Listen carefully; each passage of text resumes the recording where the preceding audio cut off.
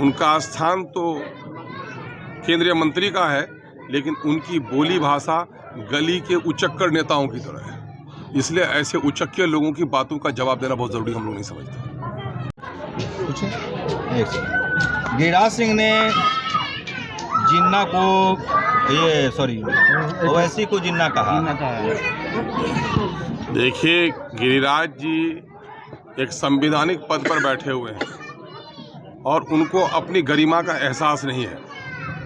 उनका स्थान तो केंद्रीय मंत्री का है, लेकिन उनकी बोली भाषा गली के उचक्कर नेताओं की तरह है।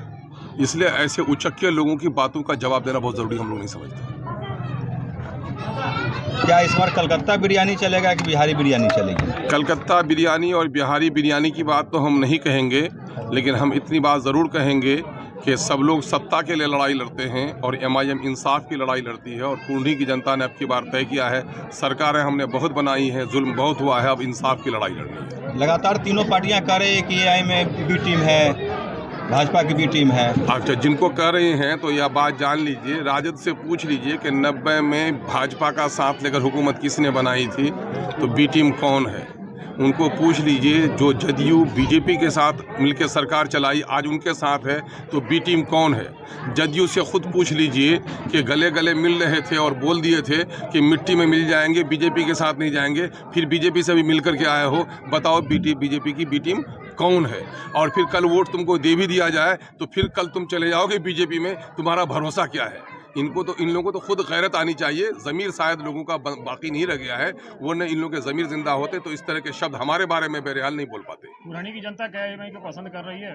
यकीनन जोश है, नौजवानों में जोश है, जज्बा है, बुजुर्गों के लबों पे दुआएं हैं, माएँ भी गलियों में निकल कर MIM के झंडे को सलाम कर रही हैं। RJD का लोगों का कहना है कि ये वोट काट रहे हैं लोग। अब ये काट रहे हैं, सवाल ये पैदा होता है कि जिन लोगों ने अक़लियतों को और दलितों को गुलाम बना के रखना चाहा, इनके टैक्स लिए, इनको कुछ इज्जत नहीं देना चाहा, ऐसे लोग तो चाहेंगे ही। मैं एक बार जुमला दोहरा कर बोलता हूँ, जो मनोवादी लोग होते हैं, सामंतवादी लोग होते हैं, वो गरीब के बेटों के बदन पर अच्छा कपड़ा देखते हैं तो उसके बदन में नोचनी होने लगती है।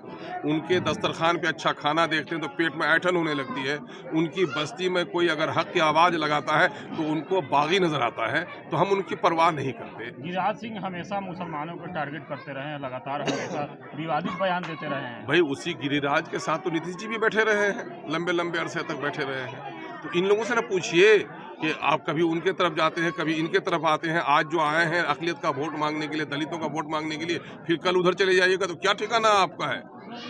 गिरिराज का खौफ दिला करके जीतना चाहते हैं, फिर कल चले जाइए गिरिराज के साथ, तो आपका क्या ठिकाना है। ये सवाल तो उनसे करना चाहिए। हम तो हर दिन लड़ते हैं, हम तो बीजेपी के साथ हर दिन लड़ते हैं, हम संविधान के साथ खिलवाड़ करने वाले के साथ हर दिन लड़ते हैं। हम इस मुल्क में जय भीम और जय मीम की लड़ाई हर दिन लड़ते हैं। कोई माई का लाल है कि हम तो कह सके कि हम अपने वसूलों की कहीं बलि दी है। अख्तर साहब RJD के